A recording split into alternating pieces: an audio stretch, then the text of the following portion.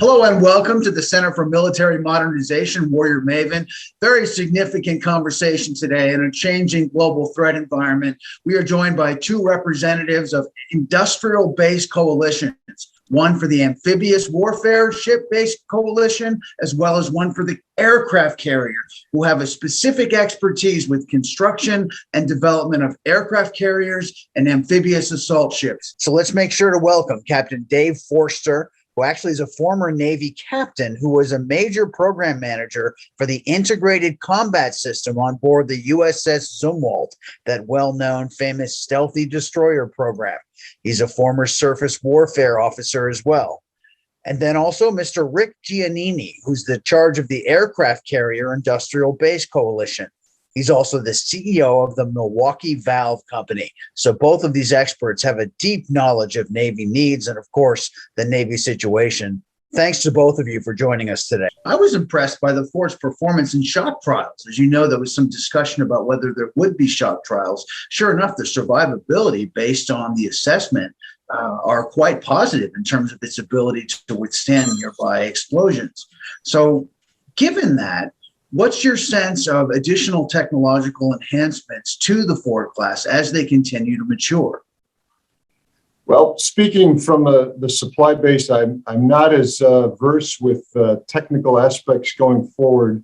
What I will say and comment on the shock test, which was very impressive, full ship shock test with very little issues that weren't able to be resolved on the ship itself. So from that perspective, outstanding performance, setting us up. What I will say is that going forward, they're going to incorporate newer technologies along with the whole air wing. So trying to do things in concert, which should prove to last, for decades to come.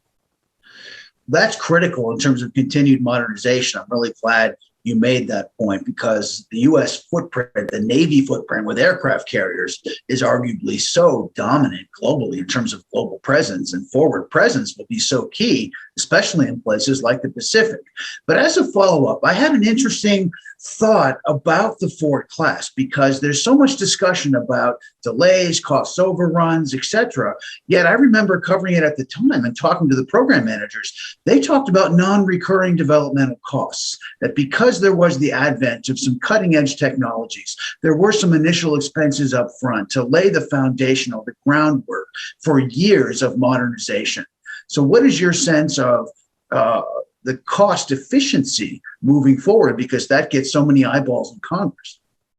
That is absolutely right. As you mentioned, it has more technologies than any other carrier brought forward at one point in time.